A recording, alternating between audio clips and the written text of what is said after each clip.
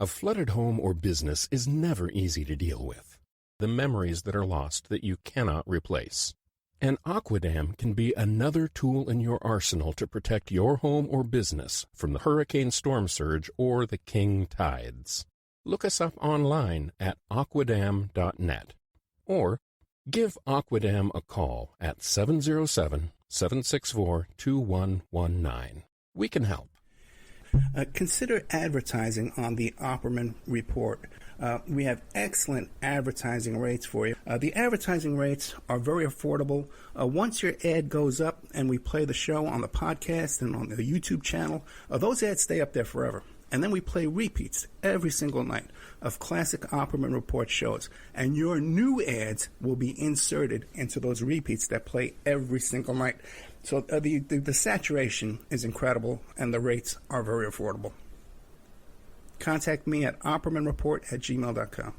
If you're in for the fight of your life, stop screwing around and contact KMD Law. Available 24 hours, 7 days a week. Just log into kmdlaw.com, or you can call toll-free 833-4KMD-LAW. It doesn't matter how imposing the opposition may be, because the team at kmdlaw.com are battle-tested and fierce. They will not stop until justice prevails. Contact KMD Law. Emailrevealer.com. Go to emailrevealer.com. We handle adoption investigations, infidelity investigations, email tracing, locate or identify somebody from as little as an anonymous email address. Someone owe you money? Back child support? We can find that deadbeat and even assist you in obtaining a judgment and recover that judgment for you. Emailrevealer.com. Digital forensics, computer forensics, cell phone forensics, recover deleted text messages. Create a report that you can use in court. Emailrevealer.com, 800-572-9762. Hey guys, if you like the show and you want to show your support, check out the Opperman Report Patreon. We have all the shows that you hear Monday through Friday on AM/FM radio, but we cut out the ads, so you can hear that content ad-free. The Opperman Report Patreon, you should stop there once a day and check out what's going on over there. That's Opperman Report Patreon. It's the Opperman Report. Join digital forensic investigator and PI Ed Opperman for an in-depth discussion of conspiracy theories, strategy of New World Order resistance, high-profile court cases in the news, and interviews with expert guests and authors on these topics and more. It's the Opperman Report. And now, here is investigator Ed Opperman.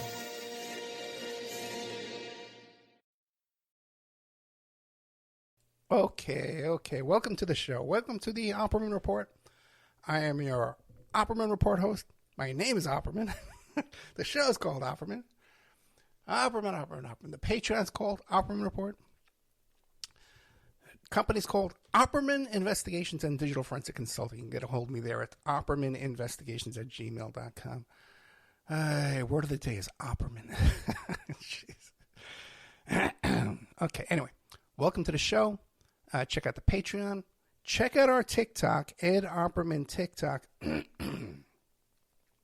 Did a great interview today with David K. Johnson, and the reason for that is because of the TikTok. Put together a TikTok, not me, all my TikTok volunteers. Put together a TikTok about the David K. Johnson story he told last time he was on a show about Trump's helicopter pilot who was a drug dealer who got a sweetheart deal with Trump's sister, the judge, who was appointed by Roy Cohn, the fixer. And David K. Johnson saw the TikTok, and I've been trying to get this guy back a long time, but he saw this on the TikTok because you tag their name, you know.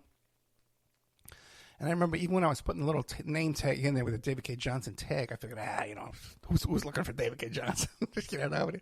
But I guess he looks for himself, and he found it, and he gets a hold of me, and he starts telling me again about the helicopter pilot. I said, okay, great, man. I'm going to come back on the show. Can we do it? He goes, yeah, let's do it. So I bring him on today. And we get into all great details about the Trump litigation in New York, the Stormy Daniels litigation, tax returns, all kind of great stuff. I got a whole, usually, man, I tell you, when there's this many notes on my pad in front of me, I know it's a good interview. But right smack in the middle of the interview, I'll give you a little background first. When I interviewed him the first time, it was around 2015, and I wasn't publicly talking about my involvement in the Epstein case. I was talking about Epstein on the radio, and I was talking about Trump and Epstein on the radio, but I wasn't talking about any personal involvement. And I said to him, I said, hey, what do you know about Trump and Epstein? He goes, oh, and Epstein hadn't been arrested yet. He goes, oh, I don't get into any kind of salacious personal information about when I'm investigating Trump. But he kind of scolded me, I remember I was a little taken aback. He was kind of scolding me.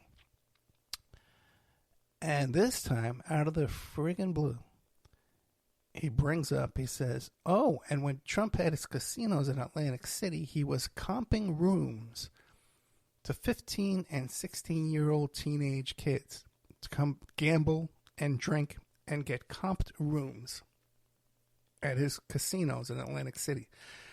Now, that's never been said out loud anywhere, okay, before. I looked for it. It's in one of his books, I believe. But so far, that's not out there, man. That's some golden information. You could find that interview. It's right now, tonight, in the Opperman Report Patreon. You can check it out there. I think it's in a $5 section. You can go there. But then you get all the content we have there. It's like thousands of hours of content up on there. More than... I don't think there's a Patreon out there that's even close to the content that I have. And you could find my first interview with David K. Johnson. You would recognize David K. Johnson if you saw him. It's David C-A-Y Johnson. It's not the letter K. And you see him all the time whenever there's an episode about Trump or tax returns or something like that. He's on all the talking head TV shows. Won a Pulitzer Prize, this fellow here. Really, really good. And he's like a man of the people, too, when it comes to IRS and stuff like that. He taught me a lot of tricks about the IRS. Maybe I shouldn't talk about that. But anyway, so great show. And you can find our first interview is in Spreaker at our archives at Spreaker.com. I do a live show every Friday night, 8 p.m. And there's a chat room. You get an email notification when we put up new content. It's free to join. And so every Friday night, I'll do a live show and then 2 brand new podcasts right after the show. Tonight it's going to be Mr. Kuzmarov from CovertActionMagazine.com. Warmonger, how Clinton's malign foreign policy launched a U.S. tragic. Can't read the rest. And the other one is Richard Otto, The Paradox of Our National Security Complex. 2 great guests. Okay, I'm very proud of tonight's work and today's work, plus stuff I'm doing off the air. That's why I'm in a good mood, which is very rare these days. All my situation. In fact, right before I was doing a show, I was talking to Vic and telling him about all the stuff I did today, man. Really, really, a lot of good stuff, man. I'm really proud of myself. So, then I'm going to have 2 new shows tomorrow. I'm playing a rare, because I got so much content I got to get out there. I can't fill it up all on a podcast. 2 shows out there. One is with this young man. Let me see if I could find it. Jerry Kuzmarov is tonight. Warmonger, how Clinton's malign foreign policy launched a U.S. trajectory from Bush 2 to Biden. I don't know what a title that is. But anyway, that's coming up next. And then Richard Otto, The Paradox of Our National Security Complex, how secrecy and security diminish our liberty and threaten our democratic republic. Then either late tonight or tomorrow, I'll be playing East Palestine, the Unity Council for East Palestine train derailment. Not Palestine in the Middle East. This is Palestine, Ohio, where the train derailed. And Pennsylvania, and all those people are just suffering down there with no help. Marianne Petrie, Dismantling the Family Court Corruption. I'll be playing that. And then Quinn Mitchell, the 15-year-old, Into the Tussle, who's this 15-year-old reporter up there in New Hampshire covering the election. So a lot of brand new content this weekend. Keep an eye on that. Be sure and check out Ed Opperman TikTok. We're getting a lot of play, a lot of traffic from TikTok. If you're out there and you know how to make TikToks, okay, please get a hold of me, man. I need volunteers to help me make TikToks, to play them on your own TikTok channel and on my TikTok channel, because I really, really, really want to blow up the TikTok traffic. Okay, because there's so much crap on there, man. I see these other TikToks, and I'm constantly commenting on them. They don't know what the hell they're talking about on so many things that I'm personally involved in, And we're going to be getting into that tonight, too, because what a week I've had as far as that goes. Okay, let's see what's coming up here. Hunter Biden's going to be testifying this week before Congress. And I have a guest coming up who's also going to be testifying at the Hunter Biden situation there before Congress. He's coming on our show Monday. So a guy who's firsthand, directly involved in all this stuff. Great information.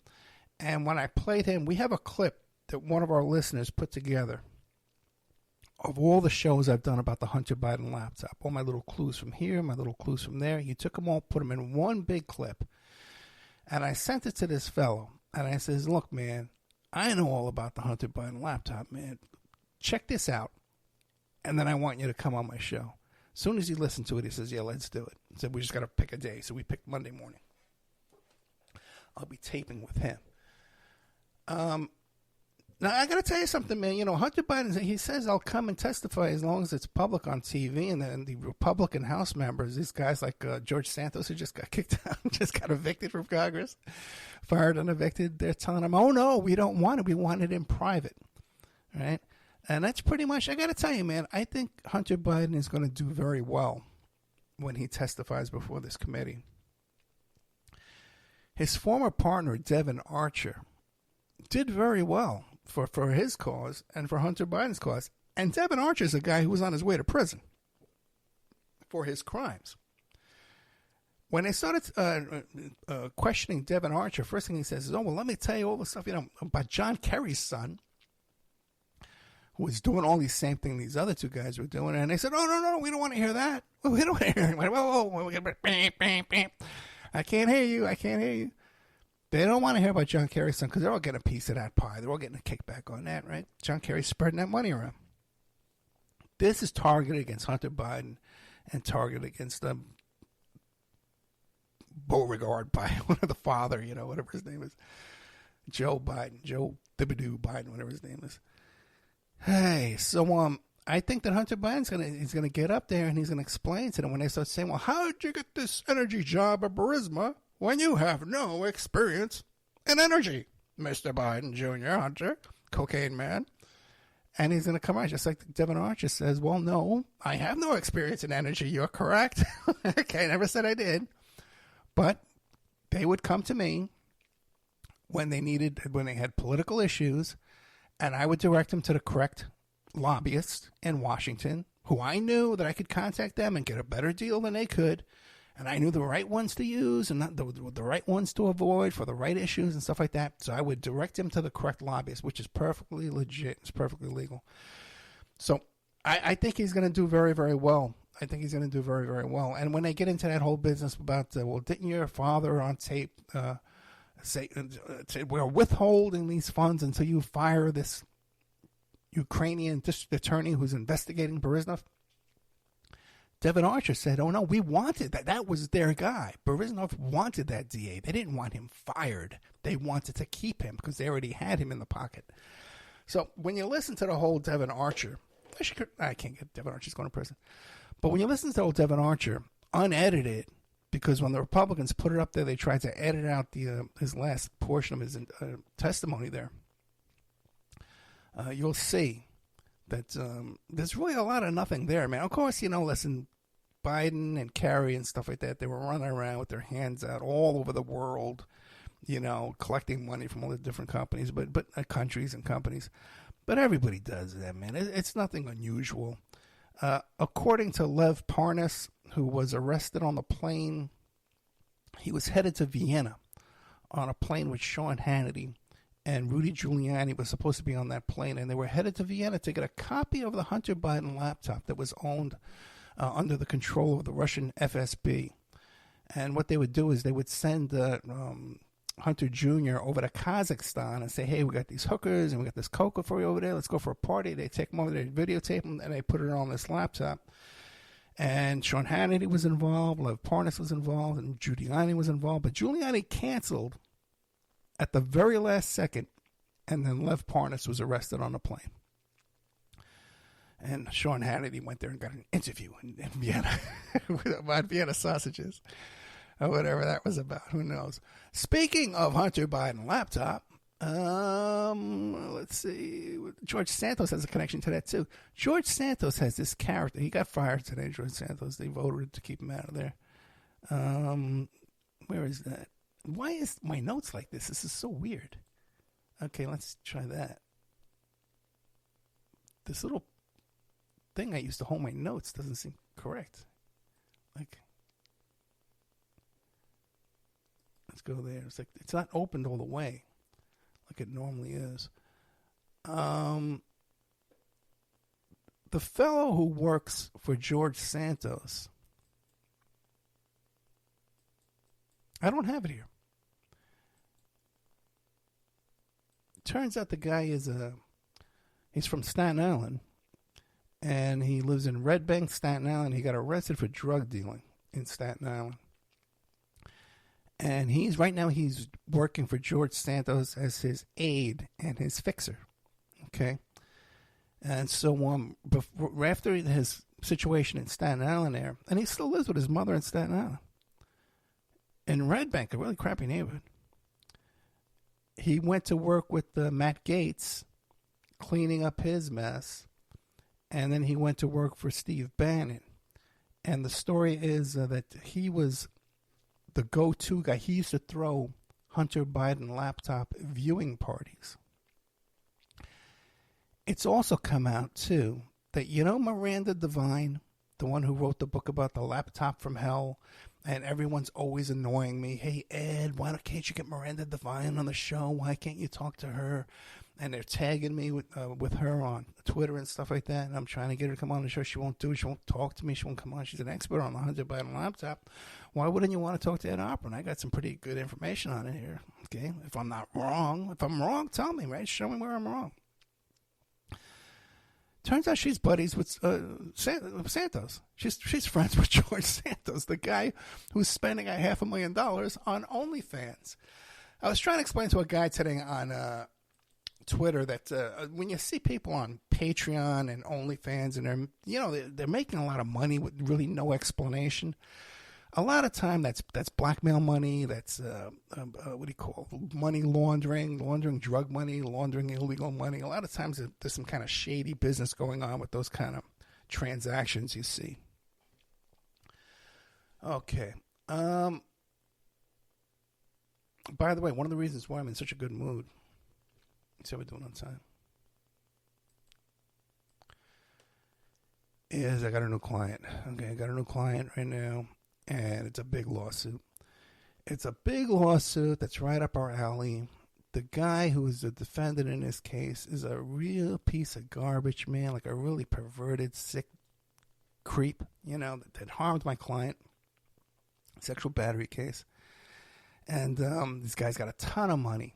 And so this could be like a year-long work for me, man. Would be like $100,000? Nah, it wouldn't be. About $50,000-$60,000 I'll get from this one job here working on this case. So it really feels good, man, when you get a case like that it's you're doing the right thing. You're putting away a bad guy, and you're getting some justice for somebody that was taken advantage of, who otherwise wouldn't even know that they had this option. So many people are unaware of their rights and their opportunity for compensation over wrongs that have been done to them, man. And listen, if you had a situation like this, man, you think you need an attorney. Oh, I can't afford an attorney. Call me up, man. Get a hold of me. Email me at oppermaninvestigations.com. Especially any kind of sexual battery case you were abused in school or a church or any place where there's a lot of money at the other end there that we can get our team on this, and we know there's money to pay it off. We have money to fund it. So many people, they want you to take this kind of work and then, just work, for free, for nothing. And, but that's how it works. You get compensation. Okay. All right. I was talking to David K. Johnson about the Deutsche Bank stuff, right? And one of the things that came out this week is that the Deutsche Bank representative there, Rosemary Vrablic, right? She testified that, hey, Deutsche Bank made a lot of money at this during our transactions with Trump. And we're accustomed to clients overestimating their net worth. So it really wasn't that big a deal. Now, it turns out that she works now for Jared Kushner. Okay, so she has an interest, in pumping up the Trumps. It's still okay. But what happened is, it really doesn't matter. Okay, I know a lot of people are saying she's just pointed out that there's no crime. All of that's been decided already, man. All this business about whether or not he's liable for these damages has already been decided. This is the damages phase. And when you listen to that interview with David K. Johnson, it's up in the Patreon tonight. Trump's got a long road ahead of him, man. He's got a long road ahead of him because they're going to be liquidating his companies. He has no licenses to do business in New York State at all right now. There's a stay on it. But once this litigation is over, man, that's it. It's going to be all in receivership. They're going to be selling everything off and telling him who he could sell it to and for how much.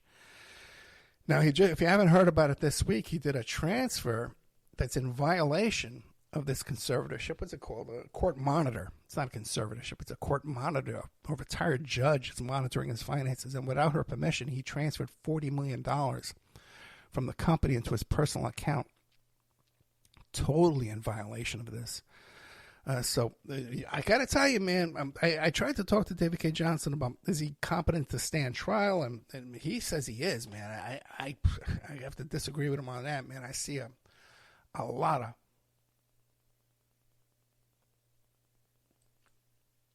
You just saw who yesterday with Jordan Peterson? The woman, Rosemary Vladswick? But anyway, a little comment from the chat room there. So, there was a thing too where banks have this thing. It's called KYC, Know Your Client, Know Your Customer. And when you go in to do business with the bank, they have to kind of look at you skeptically, and to check out, hey, well, you do really got a business here, what's going on? Are you laundering money? Are you a terrorist? They're checking you out. So when she was being cross-examined by the prosecution, she says, well, the government has a KYC process too, meaning like, hey, you elected this fraud. You're looking at me. Why did we loan money to this fraud? Well, you elected this fraud. So that was, I don't think people really understood how that joke went over in the courtroom, because I haven't seen it reported correctly. The way my friend told me was the reaction in the courtroom then when she said it. Oh, okay, let's see how we're doing here. I think we're almost ready to get into the meat of the show. I just wish this thing was set up correctly, that I could read more easily. It's never done this before. I don't know why that is. Oh, maybe if I get rid of this. I had a weird situation this week, 2 times. You know how I always get upset about how people are talking about things on YouTube and podcasts and Twitter, and they'll be talking about my case, and I'll try and contact them and say to them, hey, man, would you like to talk to me about that? That's my case. I'm involved in that personally. But they're too busy to talk to me. They're too busy tweeting and YouTubing and podcasting to talk to the guy who's actually did the job, And they're almost dismissive of me because they've got so many YouTube clicks and followers, and they've got so many Twitter followers. I guess they're ex-followers now, or whatever, that they got no time to deal with me. Poo-poo, Ed Offerman. We don't want to talk to you. I'm tweeting over here about this topic here. It was so bad this week that on 2 different occasions, I had people representing my personal phone call. This isn't something in the news. One was about a situation at the Trump debate with the whole thing, Roger Stone and all those mistresses, the Clinton mistresses and rape victims and stuff like that, and a personal phone call I had about that, and they're describing my personal phone call. And when I'm trying to explain to them, no, you got this wrong. Well, this is what I think happened. How could you, what you're imagining what a conversation I had on the phone? This is what we're coming to. There's a total detachment from reality, man. It's insane. I'm going to be getting into this tonight, and this is all part of the whole thing about the Trump the Epstein Maxwell client list, which doesn't really exist, okay? We're going to be getting into that too. The second one was another phone call. I had a private phone call with somebody about a certain matter. Okay, now this is something I'm working on for a long time. I got a client on it. I got a whole situation. A lot of people know about it. It's all documented. You can't argue with what I'm working on, okay? And I reached out to somebody for a little bit of help, okay, a contact, okay? And when I start speaking to her, she's off the wall. She's all over the place. And I says, okay, this is a waste of time. And she's just babbling away. The person went with a lot of personal problems, okay?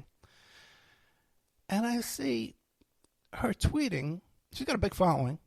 And I see her tweeting with another person with a big following. And they're talking about my conversation. And they got it all wrong. Not even close, you know? And then another person's chiming in and says, well, is there a link that we can look to? They want a link to my phone call, my personal phone call. And it's so bizarre. And I just imagine my frustration that I'm sitting here and I'm watching these two freaking idiots, these two big influencers who both get paid for posting on Twitter, by the way. All right, these guys are making decent income from BSing people, okay? Talking about my personal phone call, okay? And if I were to chime in and say, oh, excuse me, let me correct you. You got that wrong. Let me tell you, I can't tell you what really happened because I'm doing stuff in real life. I'm not sitting around tweeting all freaking day long, okay? I'm actually doing something. And but then I would be considered, oh, it has no credibility. It's my freaking call, man. It just makes no sense. Then there was another situation related to this, and I had to kind of give someone a little heads up and a little bit of a warning there. And just still, because these people just live in a fantasy world, man. They just live in a fantasy land in their head and stuff that they say on Twitter. Totally take no precaution, no concern, no real seriousness of what I'm warning them about. A serious danger in real life to them, and that I'm trying to tip them off about, but it just doesn't even sink into their little brain. Okay, because most of these people you see talking online are just full of it, man. They're full of crap. And just exaggerating stuff and just making up little fairy tales for you to make you feel good. And I got to tell you, man, that's the way to go because people send them tons of money, man. No one's supporting me at all these days. You know, I got like maybe $200 in the past year I've gotten in donations, man. To the Opera Report. We get some steady Patreon people, but even they come and go, man. That's tough. And by the way, too, if you have a problem with the Patreon, don't contact me and say, hey, I'd cancel this, or, you know, I have no control over your Patreon subscription. That's what you got to log into your Patreon account and do that. I don't have your password to go in and do this stuff. Well, how do you think that works? That I'm on the back end here that I can see your Patreon stuff? I can't see what your contract with Patreon is. God, Zooks.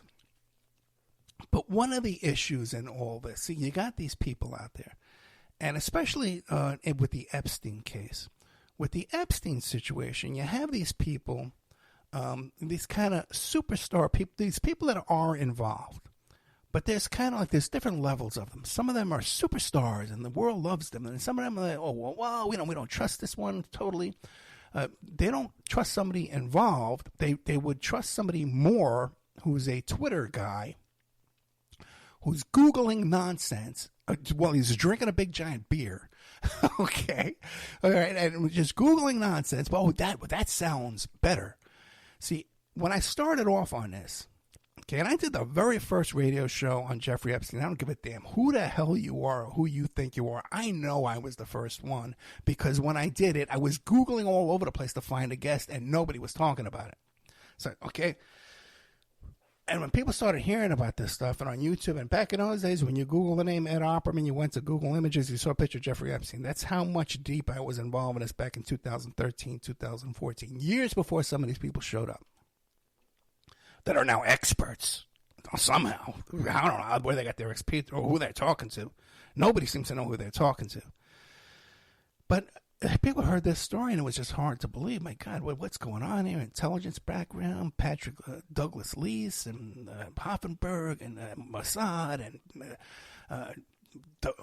Robert Maxwell and dying on a boat. What is all this? Right? And that's enough, man. When you hear all that, that's enough. You don't need to start making things up, man. This is a juicy story. Okay? We don't need to start going submarines and Disney docking the cruise ship off of Jeffrey Epstein's island and all this crazy stuff, man. You know? I'm going to get into all that. But then as time goes on, people that are into this kind of juicy conspiracy type of stuff and hearing this insider information, they like to call themselves researchers because they Google things and they read articles about things. And they think that makes them an expert on something more than people that have actually worked these cases, okay? I spent today, all right, I really blew it on this one.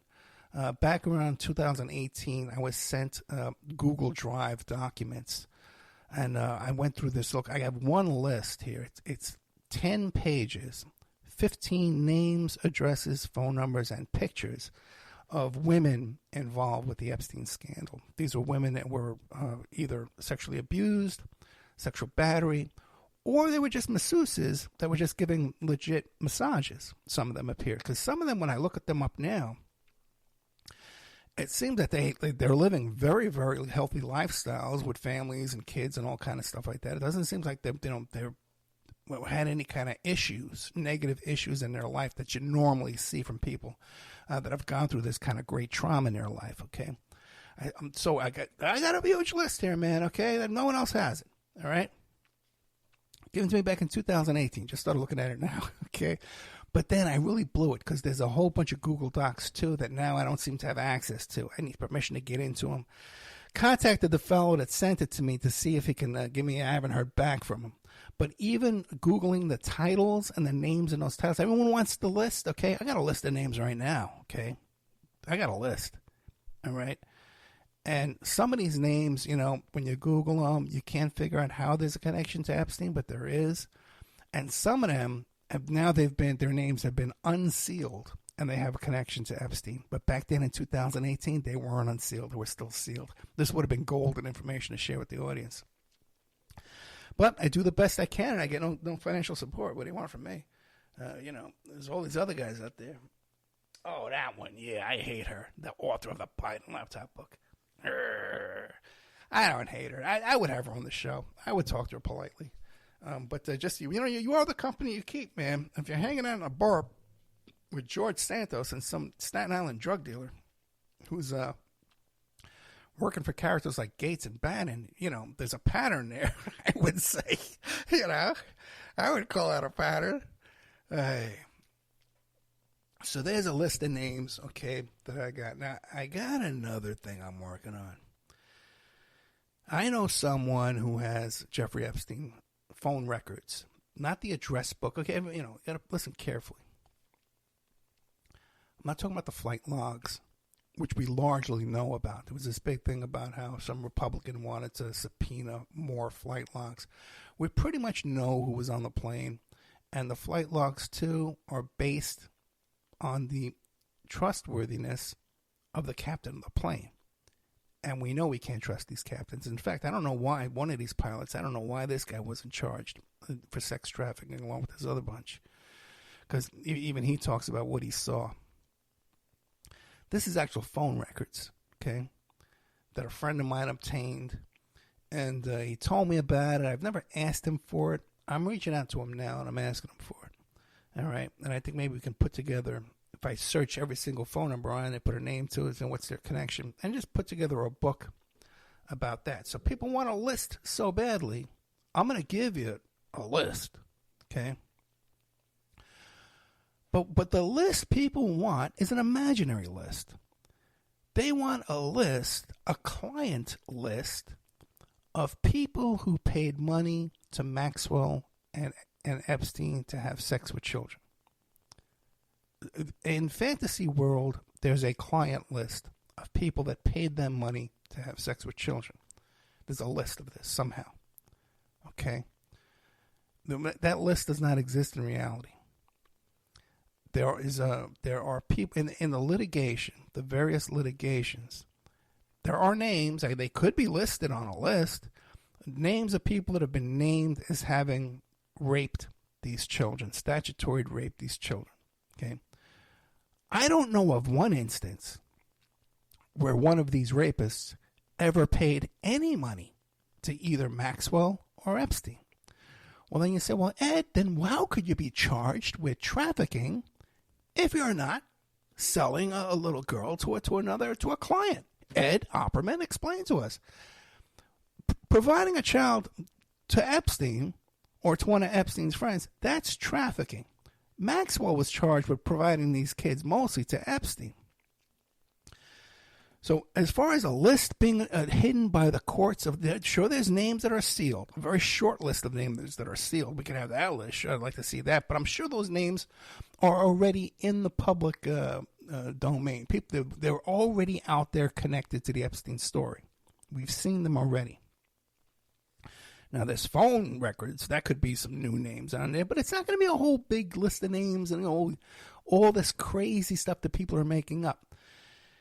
So now, in this whole drama, yeah, like I said, you have certain, I'm going to interchange the word victims and survivors, okay? I know some women who have been, or men that have been abused, they don't like to be called victims, they like to be called survivors, but it's just, I'm an old guy, so I may make mistakes. I don't mean to offend anybody. But you have certain high-profile survivors that everybody likes. Then you have some other survivors that people go, we don't really like this one because their politics don't kind of match up with my politics and the way I want to believe things happen. So even though this person's directly involved, this person's been in court, this person's been to the police, this person's been to the FBI, I think I know better because I've been Googling and I think I know this better and I don't trust that one. I don't believe her story. Some stories I want to believe, some stories I don't want to believe. And usually lines right up with their politics. And the name Trump. Okay? Then there's this other crop of people that are just complete frauds and phonies. And they claim, for whatever reason, that they were a victim and they were involved, but that they still... do you have a lawyer? Have you gone to court? Oh, we tried. I tried. I went to every lawyer in the world, and no one would take my case because it's all a big cover-up. So what I do now is I write books about it, and I go on Twitter, and I have all these followers, and I fight with other ones, and I accuse this one, accuse that one, and it's all this big soap opera drama that's come about. I largely stay out of it, okay? Some of these kooks have tried to drag me into it. I had one of these kooks, man, in my first interview with Hoffenberg. She goes on Twitter and she live tweets my interview as if she's the one talking to Hoffenberg. And so many people notice this that they tagged me and says, you're stealing this. These are the same questions in the same order that Ed Opperman just asked Stephen Hoffenberg on his show Friday night. Okay. And she goes, oh, well, he's not the only one talking to Hoffenberg. I talked to Hoffenberg. He doesn't trust her, doesn't like her, doesn't talk to her. Okay. This is reality, man. This is what I got to deal with here, man. It's nonsense out there.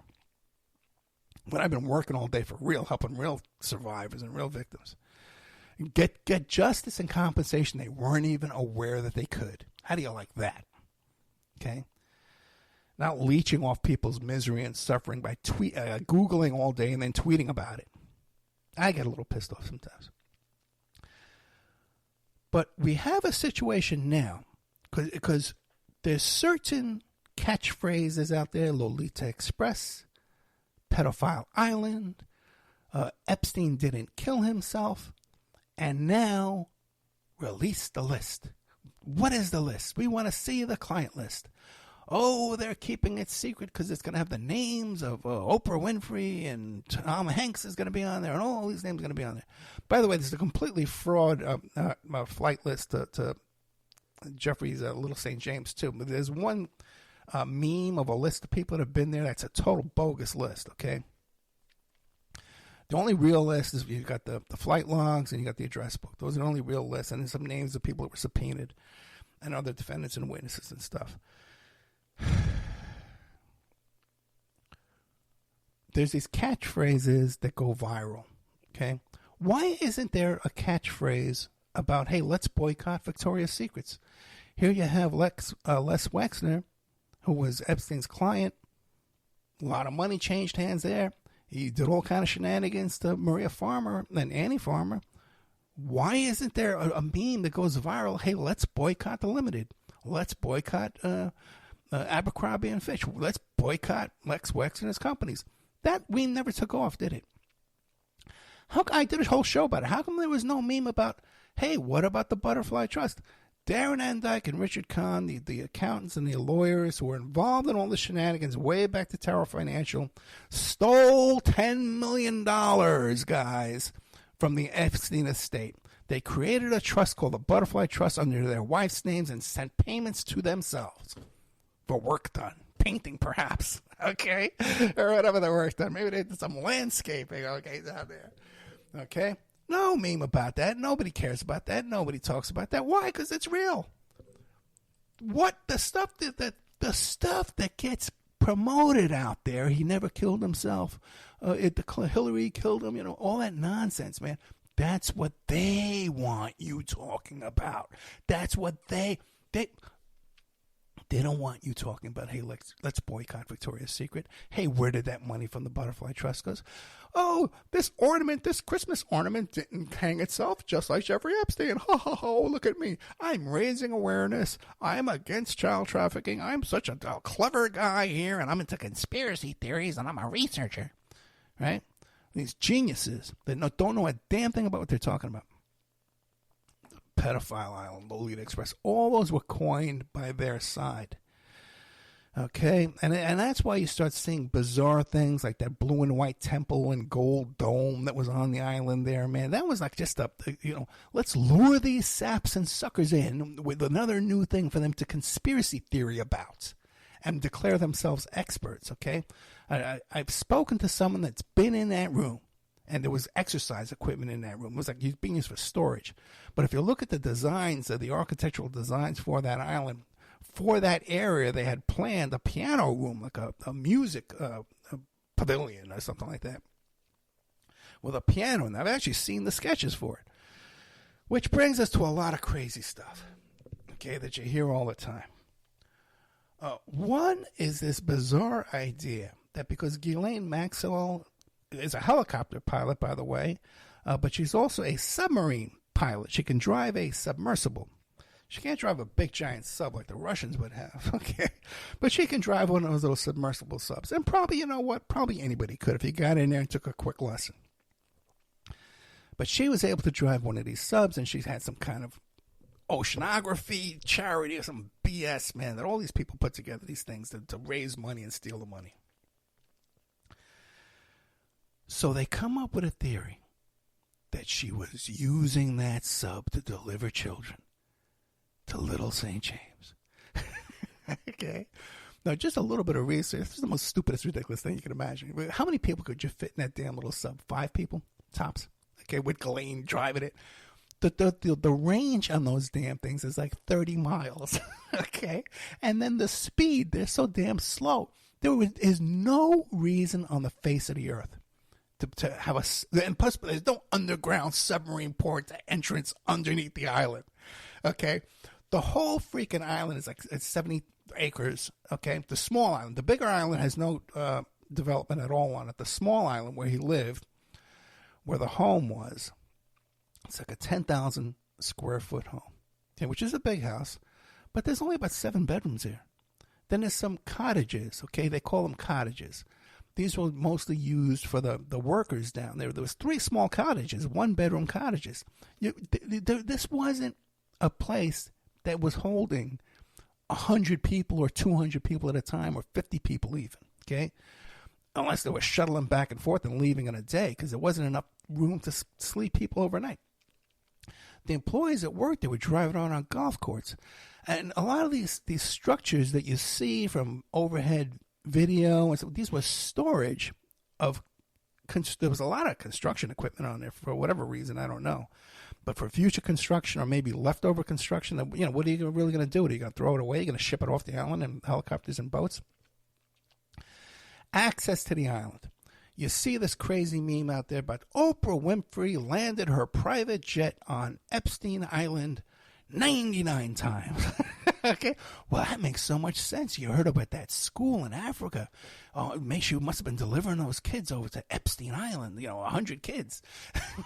To live over there, right? Okay. So that discredits the whole suspicion about, hey, what the hell went on at those schools in Africa? Because kids were raped there. Kids went missing there, for sure. So now that makes that story look a little crazy. Because we hear this other story that she landed at Epstein Island 100 times or 50 times, whatever that stupid crazy meme says. There's no airstrip on Little St. James. There's no airstrip to land on Jeffrey Epstein's island. There's a helipad where you could land a helicopter and maybe put, 5-10 people to stuff them into a helicopter if you're lucky. Okay? There's that. And then there is a boat dock. Okay? The boat dock. That must mean Disney cruises. We used to dock over at Epstein Island and unload the kids onto the island. These are all stuff you hear all the time. They have you saying this crazy stuff to make everything else look crazy. Okay? That when you have someone here telling you, like a guy like David K. Johnson talking about Trump giving hotel rooms and booze and casino chips to 16-year-old girls. We can't believe that. Trump's rounding up pedophiles. He's never been to the island. Okay? There is a boat dock on the island. The boat dock itself, that's 30 feet deep where the boat dock is. Okay? But the mouth of that cove to get into where that boat dock is has a maximum depth of 9 feet. You're not getting any kind of cruise ship in there. You're not getting any kind of submarine in there. Okay? All right? You can only get in like a sailboat or a cruiser that can fit maybe 10, 12 people on them. There's no depth, okay? And that's like high tide, okay? So that's a whole nother thing that's just crazy. All these crazy, that there was an underground base. There was a basement on the island, and Isaac Cappy released a video of I'm going to get, you don't understand, okay? I'm going to get videos tomorrow. And look, this Isaac Cappy released this video of an underground Roman bath underneath Epstein Island. Doesn't exist, folks. Okay? Doesn't exist. And I've asked people that have been there, man. There's people that have been there that can tell you this. But now the issue we have here is that I'm watching now. Let me see. I got to read all my stuff here. Temple subs doc. All my notes. But most of it's just from memory from talking to people. Because when I hear these things, first thing I do is I ask around, hey, what do you know about this, We have a situation now where all this made-up BS stuff about Pedo Island and Lolita Express and how many times, Trump never flew on the plane. Trump never went to the island. Like, people have this imaginary thing that all these crimes took place on this island or they took place in a plane far away. When you look at the charts, and you could Google it yourself, if you look at the flight patterns of Jeffrey Epstein litigation, Prince Andrew, Virginia Giuffre, you'll see they created flight pattern charts as an exhibit. And you'll see very little of the traffic goes to the island. It was New Jersey. It was New York. It was Palm Beach. This is where the crimes took place. Some of it was New Mexico and then a lot in Europe. Okay. There were trips to the island, yeah, man, but this wasn't the focus of all this. It was the island, Trump never been to the island. Trump has his own island down there. We don't know whether Trump flew down there or not because they have that helicopters. Trump has a drug-dealing helicopter pilot who got a $2 million apartment at Trump Tower. Listen to the David K. Johnson interview, man. Pulitzer Prize winner. Okay? Now, I know it's not like being a really cool Twitter guy with a cool Twitter handle, an anonymous clown who sits around all day Googling BS and tweeting on Twitter. Okay? But it is kind of, legit. Guy's a college professor and teaching a college course in law and, give me a break, man. And these are people I talk to, people that are respectable, legitimate people. I got to come on and testify for Congress this week. Not this crap. Okay? But we have people that are legitimately involved in this, but they have to cater to these wackos on Twitter, just like I have to sit here quietly and ignore someone talking about my phone call and pretend, what am I going to say? Because if I say, hey, she's crazy, well, Ed has no credibility. What would Ed know about this? This other person has 100,000 Twitter followers, and this other one has 1 million Twitter followers. They must know what they're talking about. Okay? There's no fighting this. It's just insanity. But some of these legit people involved are now fabricating, forming their public statements to conform to these nuts. That's what I'm seeing now. So, so much of this stuff, this kind of reporting and all this stuff, there's just so much nonsense out there, so much garbage. It can be hopeless and so discouraging. But I got to tell you, man, I'm really not discouraged. I was talking to Vic tonight. I was telling about all the things I got going on right now. Great case. Real legit, man. These are the kind of clients I want to help. And this is what makes all this misery. Well, it makes it all worth it, And I am going to work on putting together some Epstein stuff. And if I can get a hold of these phone records, that would be brand new out there in the universe. But then again, man, when you're doing this kind of real stuff, all you get is pushback and stalking and surveillance and all kinds of crap. I can't, blame the people out there for the surveillance and stuff like that, and the hacking into the computers and stuff, because the kind of conversations I have around here are pretty intense stuff, man. Like, even for me, this is pretty intense stuff. Like just this story about how the Russian FSB was coming up with dirt to plant on Hunter Biden's laptop. Just saying those Russian FSB, just typing that on your computer, you're going to get attracting, surveillance and stuff like that. Plus all the other stuff I've been involved in with the Sarah Palin case and the Epstein stuff, and all this crazy stuff I can't even talk to you about lately. Stuff I had to back away from. The Wienergate stuff, man, like all this stuff people love to talk about, man. And here's a guy that's really been involved, and I gotta listen to nonsense all day long. Anyway, the show is over. I started out in a great mood. It slowly turned.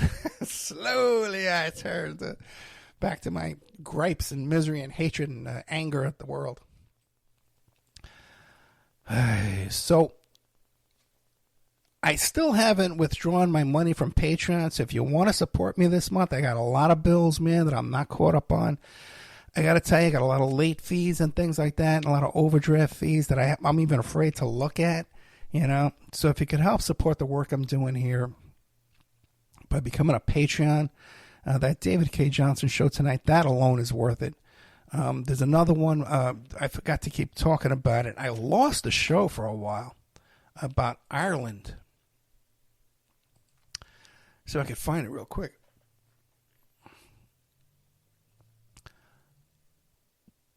Dan Lawton, Above Ground, a true story of troubles in Northern Ireland.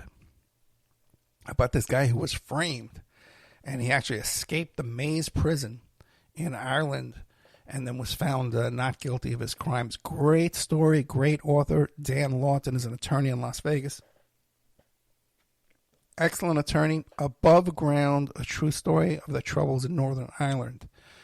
You can find that on Amazon.com. There's a link on the Patreon. The story is in the Patreon. I'll be playing it soon. I'm going to be plugging the hell out of as much as I can. But check this out, man, about this incredible story about this guy who did this research and did this work and proved this man's innocence, who was tortured in that horrible Maze prison back there in the 80s in Northern Ireland during the Troubles. Okay, guys, but you want to support good old Ed Opperman. I got a donate button over there on OppermanReport.com. I would just love it just to see $5-10, man. Somebody's listening. Somebody. And especially when I see the numbers, man, especially on a Friday night and a Saturday morning, I see the numbers of how many people listen that no one can support. It's just heartbreaking, man. It really is. And then it's always, it's a Trump derangement syndrome.